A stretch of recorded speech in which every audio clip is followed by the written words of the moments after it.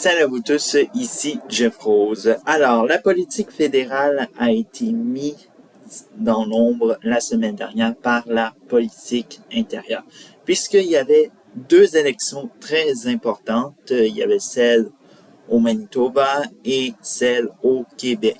Tout ça. Alors donc, on va faire un 5 minutes de chaque, parce que évidemment, c'est 10 minutes que je me mets normalement, mais bref, je vais essayer de le faire.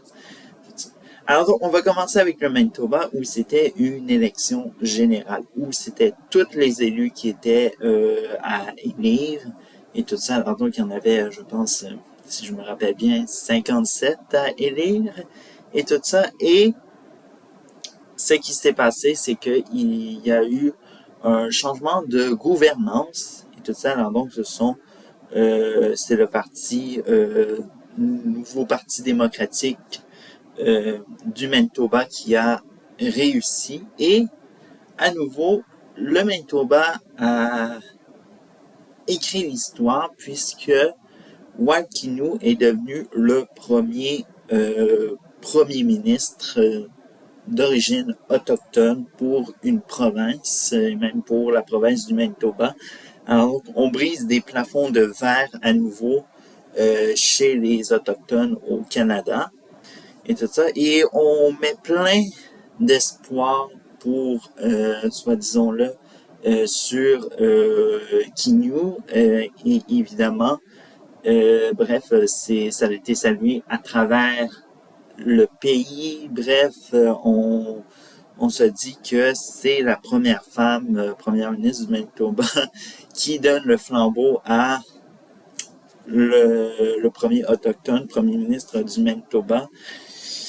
Bref, néanmoins, il faut revenir sur cette défaite du Parti progressiste conservateur.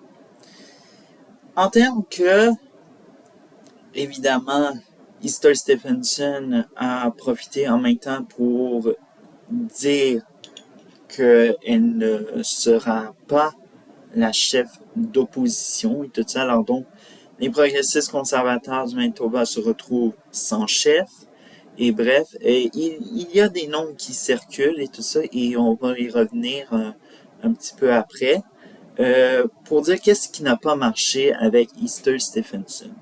Premièrement, Easter Stephenson savait déjà, dès les premiers instants, même avant la campagne électorale, que le refus de faire des fouilles dans le dépotoir de Prairie Green, qui est le dépotoir officiel de la ville de Winnipeg, allait lui créer du tort. Ça, c'est le premier signe de la défaite des progressistes conservateurs du Manitoba.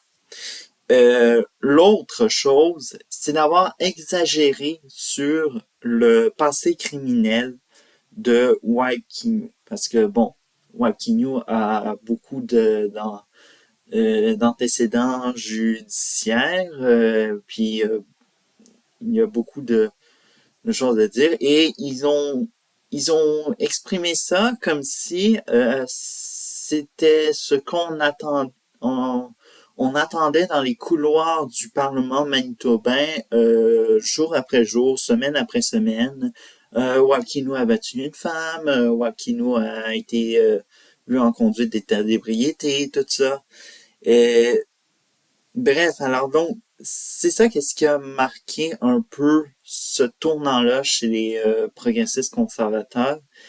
Et malheureusement, après Easter Stephenson, ce qui est en particulier dans la politique manitobaine, c'est que Easter Stephenson n'a pas besoin de se choisir un dauphin, puisque évidemment il y a Obi Kine et Kevin Klein qui seraient, selon des analystes, en émergence pour devenir le prochain chef de l'opposition. Et voilà. Mais pour l'instant, il faut un chef par intérim et on ne sait pas qui il est. Bref, alors donc, ce sera à surveiller. Bon. Maintenant, on va parler celle du Québec. C'était une élection partielle dans la circonscription de Jean Talon située dans la ville de Québec. Jean Talon, c'est très particulier parce que c'est une circonscription dans la politique québécoise qui est vraiment très instable de ces derniers temps parce que à chaque fois qu'il y a un député qui est élu, un ou deux mandats, il décide de partir en plein mandat et c'est ce qui plonge cette circonscription toujours en élection partielle. Et la dernière à avoir fait le dernier cas en tant que tel, c'est Joël Butin de la coalition Avenir Québec, soit le parti du gouvernement de François Legault. Et le premier ministre du Québec avait tellement confiance tout ça et il y avait plein de sujets très particuliers, tout ça. On a parlé beaucoup de censure académique, le projet du tramway et celui qui a retenu l'attention centrale, c'était le troisième lien. Et le troisième lien a créé beaucoup de tort, en particulier parce que les gens de Jean Talon n'ont pas la mémoire courte, ils l'ont très bien exprimé dans le suffrage et tout ça, et qui est rentré en première ligne, c'est le fameux Parti québécois avec leur nouveau député, Pascal Paradis. Et suivant cette élection-là et surtout le message de François Legault, on a senti quelque chose d'aspect très théâtral. Soudainement, on s'est mis en mode euh, il faut comme genre se reconnecter avec l'électorat de Jean Talon et bref. Alors donc c'est ça qu'est-ce qui a créé beaucoup de tort à François Legault et